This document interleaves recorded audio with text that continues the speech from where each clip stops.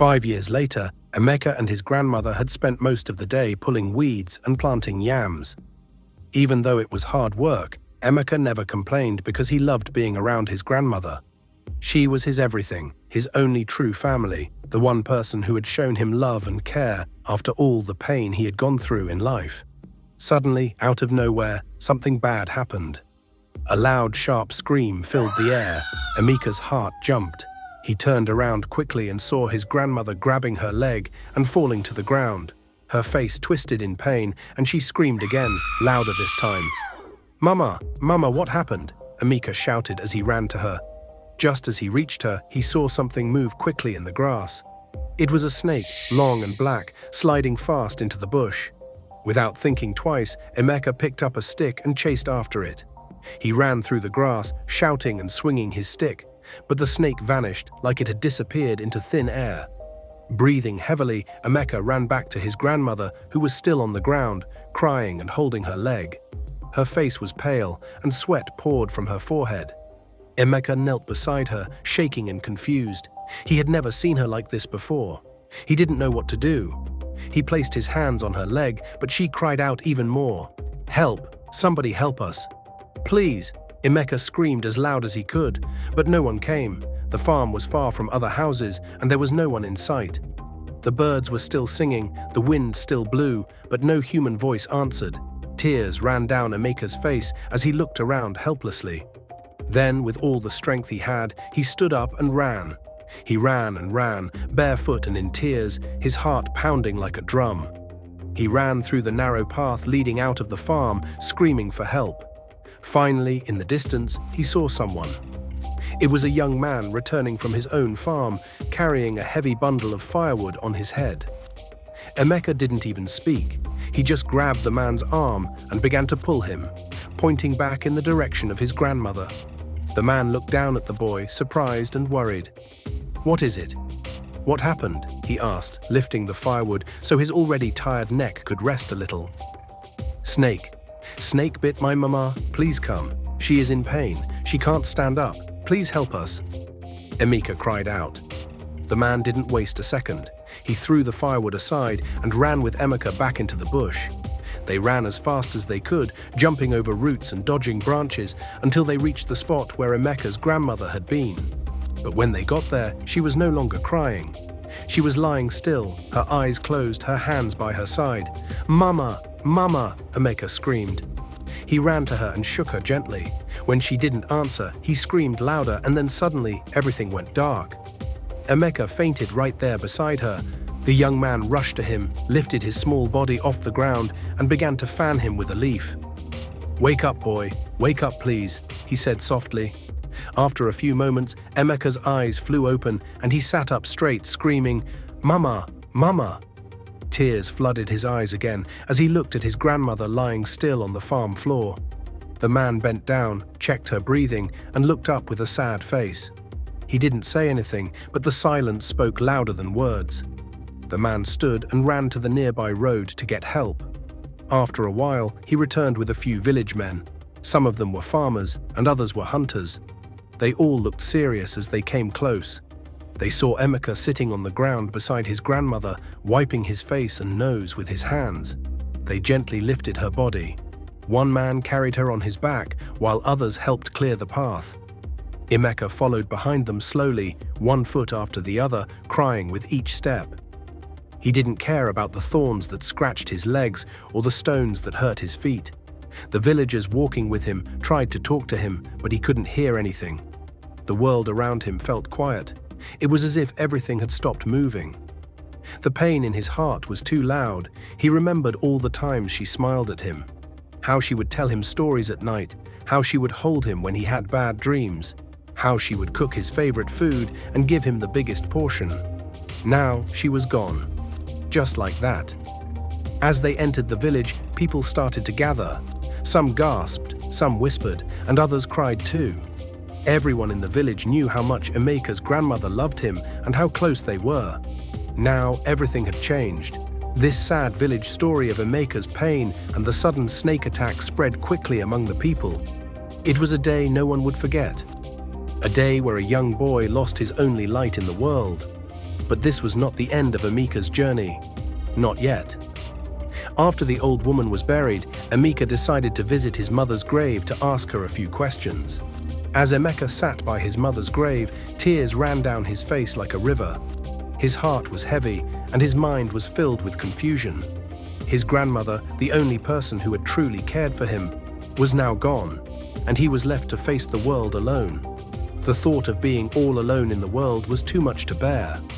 He wondered why his mother, who had always been there in his memories, could let such a terrible thing happen.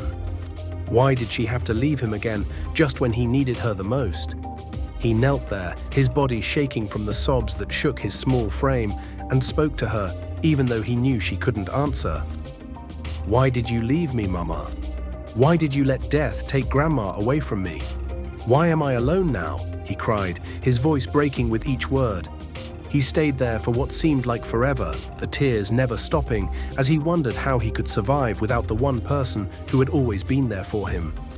He didn't notice the ghost of his mother standing behind him, watching him in silence, her own tears mixing with his, but unable to comfort him.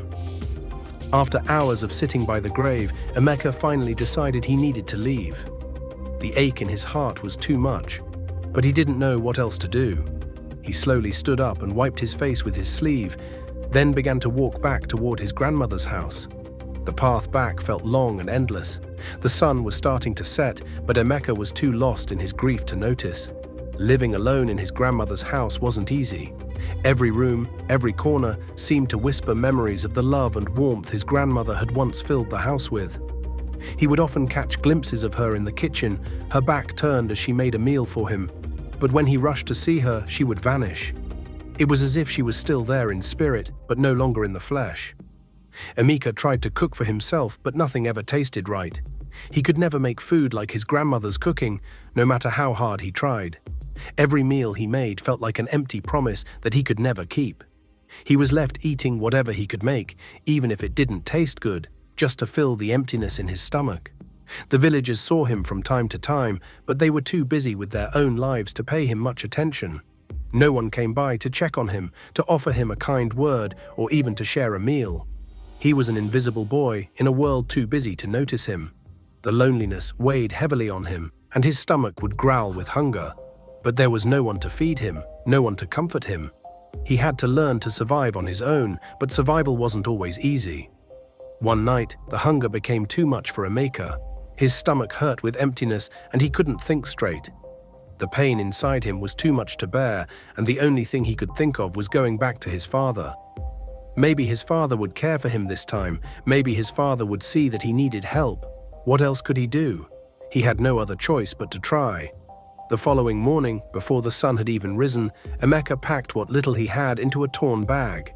He knew the journey wouldn't be easy, but it was the only option left. He slung the bag over his shoulder and started down the lonely bush path that would take him to his father. His heart was heavy as he walked, each step feeling like a burden. The tears wouldn't stop, and he couldn't wipe them away fast enough. He kept walking, the path feeling longer with each step. It was as if the weight of the world was pressing down on him, but he didn't stop. As Emeka walked, lost in his thoughts and his grief, he suddenly noticed a figure walking towards him from the opposite direction. The man was dressed in a long white robe, and his face was kind and calm. He was carrying a small bag, and he looked like he was on a journey of his own. Emeka didn't greet him as they passed each other. His mind was too full with sorrow to pay much attention to anything else. He kept his head down, not wanting to face the world around him. But then the man stopped and turned around. He called out to Emeka, his voice gentle. "Hey child, are you okay?" the man asked. Emeka didn't answer at first, too lost in his own sadness to speak. But the man took a few steps closer and asked again, "Why are you crying, little one?" Emeka felt something inside him stir, but he didn't know how to explain. He didn't know where to start. So he simply told the man a few of the things that had happened to him. He spoke of his grandmother's death, the loneliness, the hunger, and the feeling of being lost in a world that didn't seem to care about him. The man listened quietly, his face full of kindness and concern.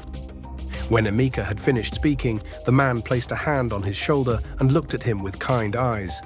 "I'm so sorry for what you've been through, child," the man said softly. "It sounds like you've been through so much. You don't have to walk this path alone. Come and see me whenever you can. I live in a village nearby.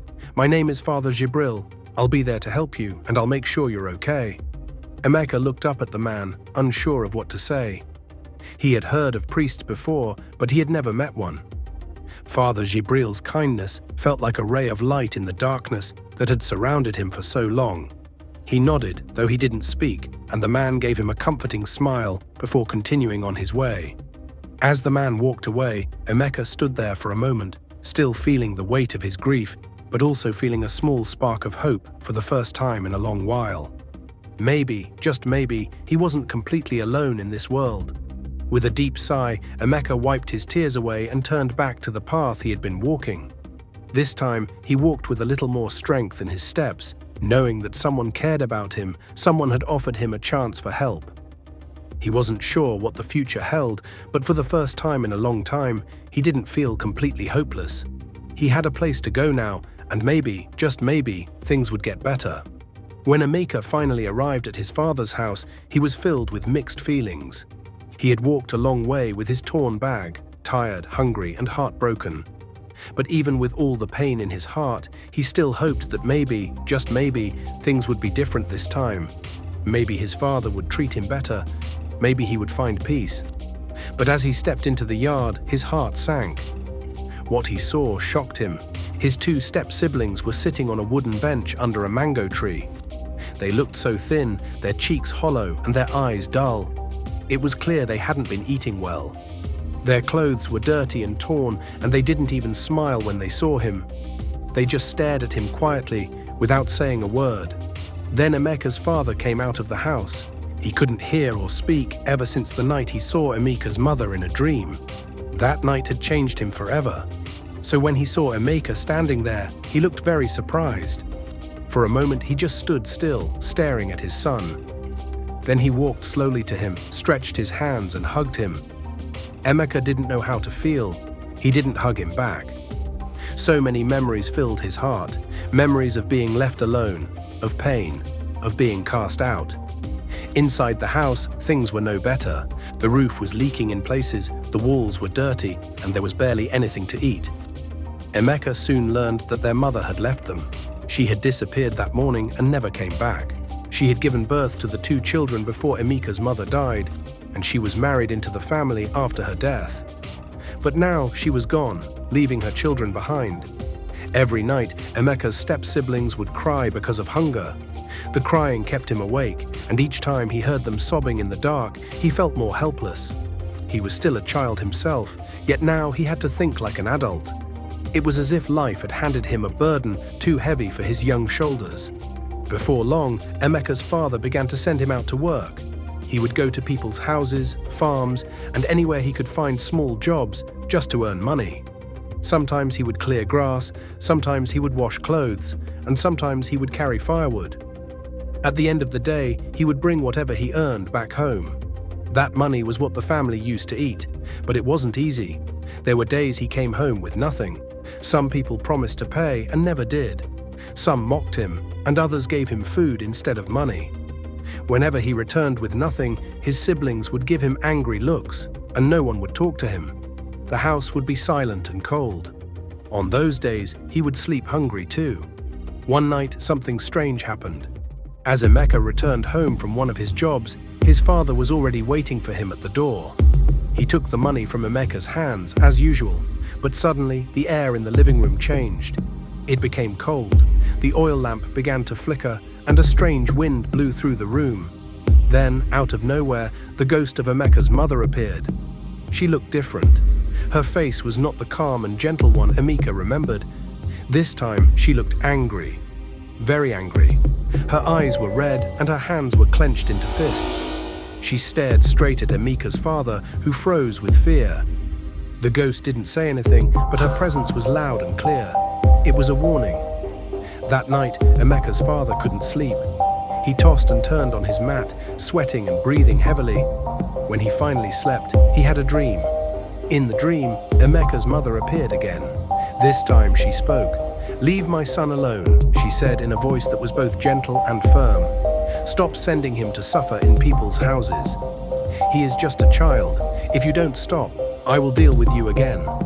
This is your last warning." Emeka's father woke up in fear, gasping for breath. His body was shaking and he could barely move. He sat up and stared into the darkness, thinking deeply.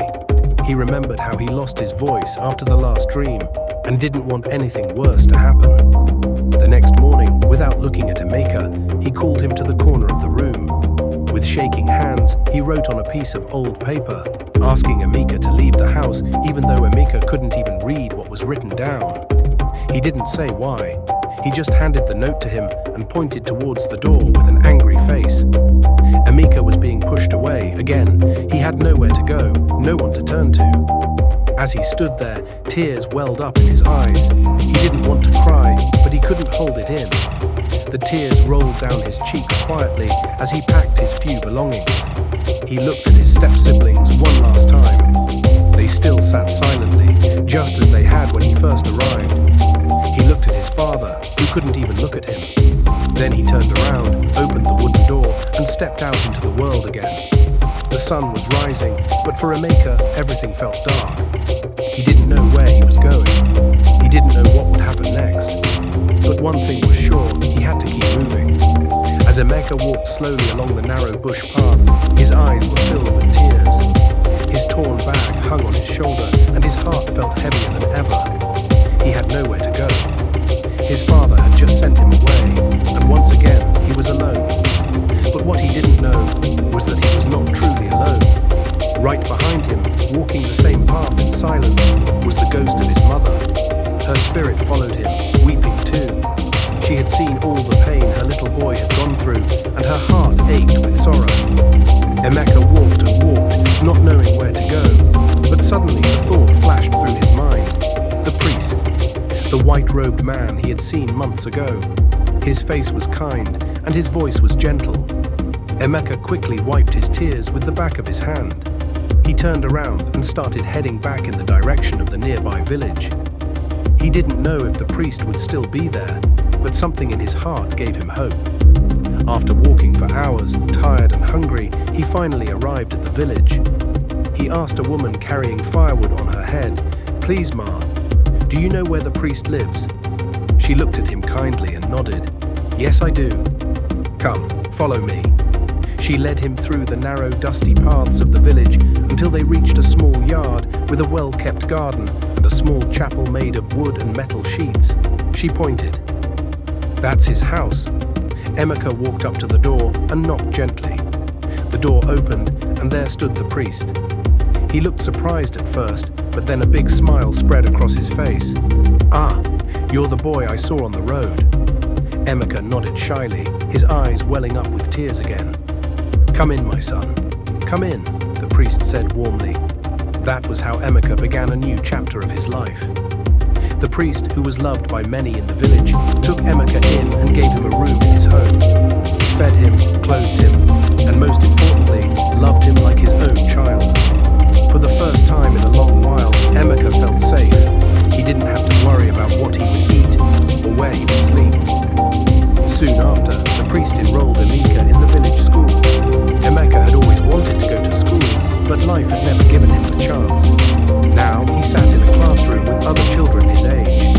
He listened carefully to every word the teacher said, and he began to learn how to read and write. Even though he was behind the other children, he worked very hard to catch up. He would stay up at night studying by the small lantern in his room. The villagers began to notice him. They saw how respectful, smart, and humble he was. Some of them started to help the priest with food and school supplies for Emeka.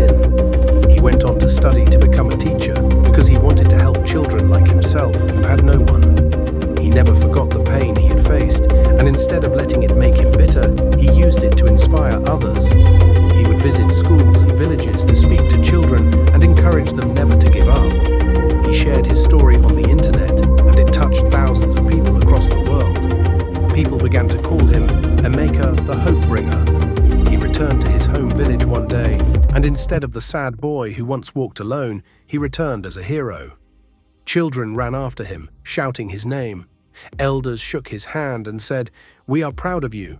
He built a small school in his grandmother's name and started a feeding program for children who came from poor homes.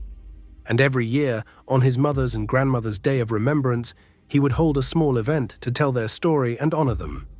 Emeka's life had changed completely. From being a lonely orphan boy who faced rejection, hunger, and pain, he became a light in his community. The ghost of his mother no longer walked behind him with tears. Instead, she watched over him with joy, knowing her son had made it. And so the story of Emeka became a story of pain, faith, courage, and victory. A story that reminds us that no matter how dark life gets, there is always a light waiting ahead if we don't give up. If you enjoyed this story, I'm certain you'll enjoy the next one showing on your screen right now. Please click on the thumbnail to watch the next story. I'd appreciate your support. Like this video, share it with your family and friends, and subscribe to my channel. See you in my next story. Bye.